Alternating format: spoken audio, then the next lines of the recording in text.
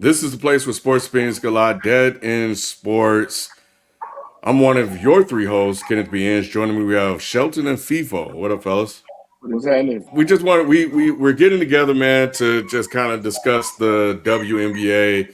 They too were in a thrilling game versus France. It was the same matchup in both the men and women. By now, you probably already know that. And the thing is, because I watched the game today, I didn't get a chance to watch it yesterday because I was recording. But while we were recording, as the mic still on, Spike was telling us that they were like in a dogfight. Like Mm-hmm. it wasn't looking sweet. And I think they were down when we They were down started, eight and at that point. Yep. yeah, They and were then down eight. yeah, and then I think well, they were only down by like a point or two because it was in like the fourth quarter, and then I looked and they were up by three, and it looked like it Mm. was like and so the game was almost over. So I was surprised to see the score was 67-66 at the end because I was like, how do you score that many points in like 17, 14 seconds? But anyway, watching the game though, it was a hell of a comeback by the woman. Just like the men, a lot of resolve. Aja Wilson turned up in the second half. She struggled in the first half. Almost like the physicality was getting to them a little bit. Unlike they were sloppy, but not as sloppy as the men's were. But that whole first half was just ugly, slow moving, terrible basketball. 15 points in the first quarter, 10 points in the second quarter. It wasn't pretty to watch, but the Mm. second half we got a little bit more excitement, and I'll tell you where I felt like they lost the game. France did, because when I saw they were up by 10, I was like 35-25. I was like, well, shit, what the hell happened? It was that Mm-hmm. turnover. It was that turnover. France coming down the court. They careless turnover out of bounds on a pass to the left. They came down the court. Plum or somebody hit that three in the right corner, and then they went on the run. And at that point, it's you in a dogfight. No more Yeah. pressure is really on France. You know what, I Ken? mean, the Like USA like that. this game was punch counter punch on both sides, the whole game through. And what my eyes tell me is France only got one girl that can go get hers, and that was Gabby Williams. Gavin. Hmm.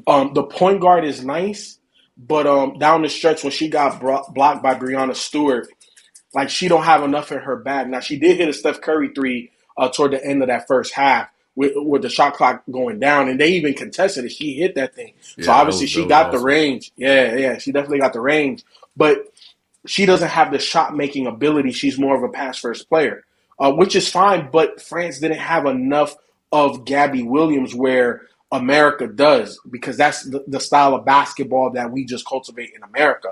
A lot of one on one type of players, individual greatness. When you put them in a team construct, the cream rises to the top. We saw Asia. You already talked about how she struggled in the first half. She couldn't buy bucket can. To me, it wasn't necessarily the physicality, because she met physicality with physicality. She just couldn't buy it. She was being Mm. aggressive. She wasn't getting the calls. You know what I'm saying? So she couldn't get a rhythm at the free throw line. You know what I'm saying? It was just miss after miss after miss, and it was point blank stuff. You know what I'm saying? Her jumper was okay. Second half, like you said, she turned up. This was a good game. I do not watch enough women's basketball to know if they're in the same predicament as the men, right? Because the WNBA has a lot of American born players, not as many foreign born players. Not saying that there aren't any, but it's not like the NBA, because Yeah, the no, best leagues in the world are overseas, not in America. no. So these women play in the WNBA, then they go play in other leagues as well because they pay more, and honestly it's better competition overall.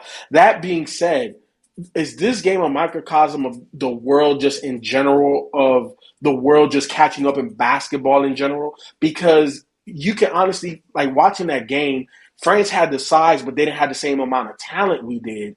But it was a close game from the tip off. So Right. Well, I mean, you're talking about a worried about team. moving forward? Oh, yeah, go ahead, Sheldon. I was gonna say, people, you're right. It is different though. I think that the men's game, the gap is closing faster than the women's game. France had a great effort, but at the same time, I still think the Americans overall hold the edge as far as women's basketball in the talent gap. I think these ladies here, they are used to playing overseas, and they're used to, the international basketball game. So you see that still, and you see a lot of the talent coming from the States as opposed to the opposite direction. Plus, these women are not going one and done in college. They're not going skipping college, going straight to the league. They're going to college and playing these games as well. So the talent pool is different than the men's game, where you got the one and done. You got guys that ain't thinking about college. They're going just to hoop and moving on. So it's still a different aspect in that setting. But like I said, Asia Wilson brought it as usual. Asia is probably the best women's basketball player in the world. Not probably, she is. And she had a great second half. She's 4 for 5, hit 7 free throws, and she's just incredible in general. I was looking through her accolades, and I didn't. I always knew she was tough, but I didn't know she had done all this. This is crazy. Yeah, her oh, were you gonna go through it? I can real quick. Her resume since 2018. She won the NCAA championship in 18. She was Wooden Award winner in 18. First pick in the WNBA draft in 18. 19, she was a WNBA All-Star for the second time. 2020, she won gold with the USA. 2020, she was WNBA MVP. 21, she was a WNBA All-Star for the third time. 22, she was WNBA MVP again. She was a champion, WNBA champion in 22. She was the player of the year for the second time in 23. WNBA champion in 23. She was an All-Star for the sixth time. She's a favorite for the MVP this year, and she won gold again this year. It's just incredible, like her list of accolades. You know what it sounds like? What's that? It sounds like a young Lisa Leslie.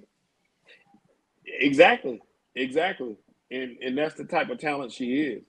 And she does it on both ends of the floor, and it's hard to beat her. Yeah, and I think that last part is really where she shined a lot. Like she grabbed some, she had 13 rebounds, but her defensive presence was huge in that second half. She had 2 blocks, damn near back to back, or in close stretches, and she really impacted the France players. And she had a big jumper.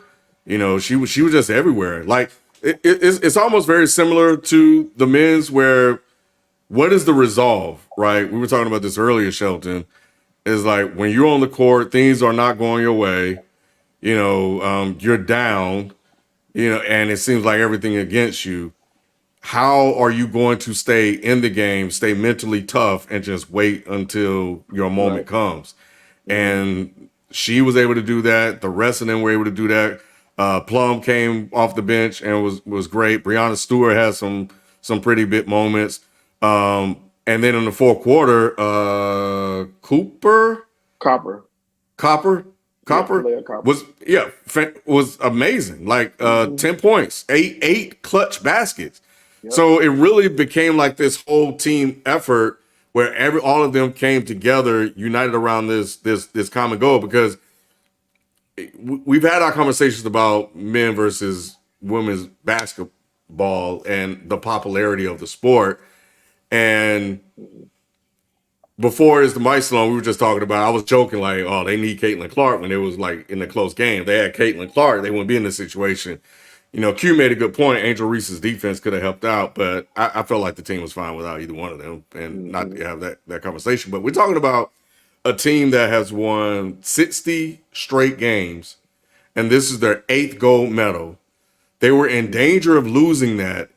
And really, the only conversation we were hearing about was the threat about the men possibly losing and getting bronze. Right. Like, where was the dialogue around that? And especially with the increase in popularity. So I thought that was interesting watching that game, because it felt like no one really cared. Right. You could tell by the stands. The stands wasn't as packed as it was for the men's game. Mm-hmm. And it's crazy, right? Because you named all of those stats for the women. They haven't lost since '92. A game. But is that why, FIFO? You think that's why it was so blah? because it's one sided? I think personally, the women's game lacks excitement that the men do, just in general. Not saying that they're worse basketball players, because fundamentally we know that they are better and overall better shooters top to bottom. It lacks the athletic prowess that men have versus women, and it lacks the excitement of alley oops and dunks. It lacks that. I don't care what nobody says. I watch both of them. I enjoy both of them, but I enjoy men better because they are bigger, stronger, faster. That being said, Ken, you talked about the increase in popularity. Why is that? And that person wasn't on this team because the WNBA feels like an old league. Colin Cowherd today was talking about something, and I was like, very interesting take. He said, when you watch Steph play, it feels like it's now. And you watch certain other teams and players play, it feels antiquated, right? When you watch women's basketball, Ken, you can see the talent, but do we get excited? Asia's a baller, but imagine if Asia Wilson two-hand dunk did a shot. You know what I'm saying? Like, that's the difference in the game, Ken. Like, when she hit the jumper and she was all hype. You know who I saw on the court? I saw KG. I'm like, oh man, she going crazy like crazy. Like, she talking to herself, hyping herself up. I'm like, yo, those are moments, but they don't get attached to. Not saying that the jumper is not a great play, but it's not a highlight play. Right. They don't Yeah. have highlights in the same way. And to me, that's what hurts it, and why Caitlin Clark, because she's the female version of Steph. Steph don't go out there and dunk, but we saw and we talked about it where Steph in a 2 to 5 minute period put you out the game. Right. That is highlight worthy, which is why the interest is there around her. But the rest of them, and why we loved Diana Taurasi when she was younger, you know what I'm saying? Because she had that same thing in her. She wasn't just like a 3-point shooter like that. She was definitely the Kobe MJ of her era. But the women game lacks super excitement, Ken, and that's the reason why they're gonna struggle overall Yeah, as I a league. definitely like watching Copper play a little bit more. Definitely seeing a lot more fluid than some of the other ones. And I think France, they were putting up shots that was crazy. Like that logo three was crazy. Johansson was jacking them up, and it's weird because when she shoots, she's in a constant motion. It's like Mm-hmm. Yaya was doing the same thing where she'll shoot, but she's moving sideways. It's like at first I thought that was a fluke. I'm like, but they kept doing this shit. I'm like, what the hell? I thought they got rid of that and the little push shot or whatever. But anyway, but no, I agree. I think that was a takeaway. While I enjoyed the game, I thought it was exciting. It was definitely thrilling. Trying to figure out how they were going to come back and win this game. It was like where was the moment that we were like, oh man, that I got hyped for. Right. And I didn't really get there. There wasn't a flurry of threes or Asia had some great blocks, and I did like the blocks she had. Those were crazy, and she got hyped for those. But Right. it was just the rigmarole. But overall, I still enjoyed the game. I thought it was good. I'm glad that they won. But I would have been curious to see what would have happened if they would have lost. But I think in 2028, though, looking ahead, Angel Reese, Caitlin Clark, it Mm-hmm. might be a different crowd if what Yeah. everybody believes is happening continues to happen. Right. Yeah. It Yeah, might we be talk different. because now we're talking about both of those ladies in their prime. They have 4 years Mm-hmm. of WA experience, and one of them, if not both of them, they may be champions at that point in time.